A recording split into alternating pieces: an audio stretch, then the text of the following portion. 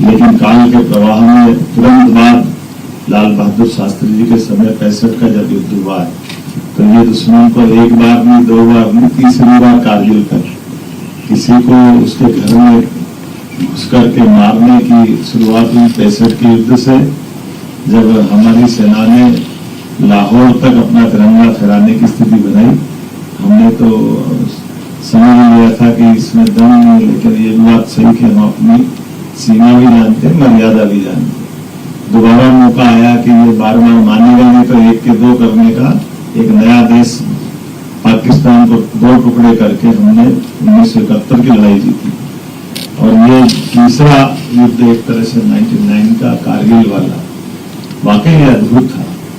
दिल्ली की असावधानी की बेटी ने कविता में जोड़ी, निंद्रा टूटी, निंद्रा नहीं टूटी बेटा, ये हमारी आंखों में धूल झोंकने का काम हुआ। हमारी आंखों में धूल झोंकी गई।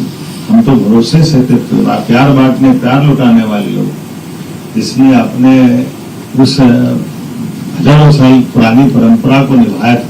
तो स्वर्गीय भारत रत्न अटल बिहारी वाजपेयी जी के शब्दों में कि सब कुछ बदल सकते हैं लेकिन पड़ोसी नहीं बदल सकते। तो पड़ोसी का धर्म निभाने के लिए हम तो प्रेम लुटाने गए, लेकिन जिस देश की नींव में ही षड्यंत्र है, छल है, कपट है, बेईमानी, तो उसके कारण से उससे उम्मीद करना कि वो सही चलेगा। अब यशस्वी प्रधानमंत्री के लिए जोरदार ताली बजाओ, जिन्होंने ऐसे देश के साथ कैसे व्यवहार करना चाहिए। माननीय नरेंद्र मोदी जी ने कारगिल दिवस अवसर पर इसको भी स्मरण करना चाहिए। कारगिल का युद्ध हमको अपनी सीमाओं की रक्षा करना, सीमाओं में सीमित संसाधनों के बीच भी कुशलता के साथ विजय प्राप्त करने का एक अद्वितीय इतिहास लिखने का मौका देता है। जब दुश्मन चुनौती की तरह चट्टान पे बैठा और जो आपने कहा वो घुसपैठिया के रूप में आता है, वो अलग से छल करके हमारे सामने आ रहा है। लेकिन अगर आंकड़ा पकड़े, अगर आपने जो बताया है कि दुनिया तो 5000 मानती है, हम 2-2,500 की कहते हैं, लेकिन पाकिस्तान भी 700 750 सैनिक तो मानते ही। सैनिक तो एक भी क्यों ना, हमारे अभिनंदन को याद करो, मूछ वाला हमको यह कल्पना करो, केवल जोरदार ताली बजा, हमारा देश का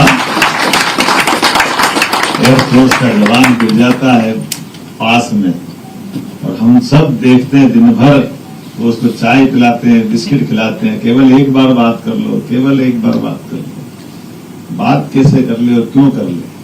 ये कारगिल दिवस के अवसर पर ये तो वो आज का है, लेकिन कारगिल की शहादत की गंभीरता और बड़ी और भारी, जो कैप्टन बत्रा के शब्दों से निकलती है, दिल मांगे मोर।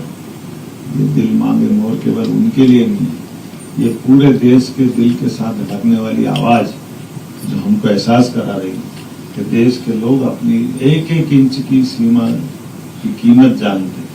सैनिकों के मन में क्या आ गई हम समझते हैं। इसलिए सच्चे अर्थों में देशभक्ति भी इसी कारण से जानी जाती है। पूरे देश की आबादी तो 142 करोड़ है, लेकिन सेना हमारी केवल 13.5 लाख, उसमें भी थल सेना, जल सेना, वायु सेना बहुत लिमिटेड है। लेकिन ऐसे लिमिटेड संख्या होने के बावजूद दुनिया की सबसे बेहतरीन सेनाओं में से कोई है तो भारतीय सेना है। उनके बात वो सारे शहीदों का जिनका स्मरण अभी पहले ही हो गया, मुझे बोलने में बड़ी सी सुविधा हो गई है, मैं दोबारा दोहराना नहीं चाहूँगा। लेकिन किसी का एक बच्चा भी घर से जाए तो उसकी कीमत उसकी माँ, उसकी पत्नी, भाई, पूरा परिवार गाँव जानता। किसी के एक चोट लग जाए तो उसको क्या बीतती। लेकिन नापाक पाक के लोग जो कह रहे थे कि 15,000 लोग अंदर डाल दे और उनके जवान अपने देश के लिए मरे, और वो कहे कि हमारे देश के लिए भी नहीं है।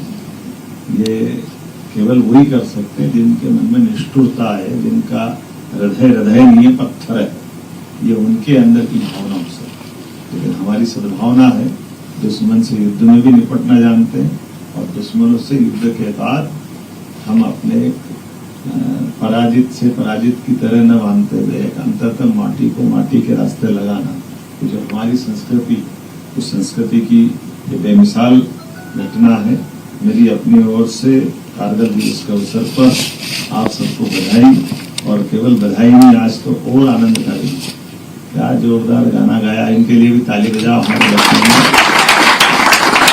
एक करके हमारे सैनिक के जवानों ने अपनी भावनाओं को शब्दों से प्रयोग करके एहसास कराया है।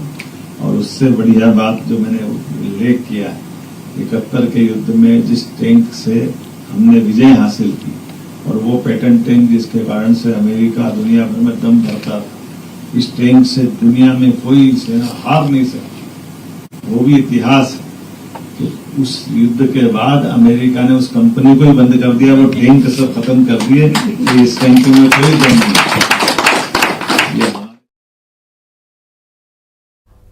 तो सीधी तस्वीर आप देख रहे थे भोपाल से, जहां पर आज कारगिल विजय दिवस पर मुख्यमंत्री डॉक्टर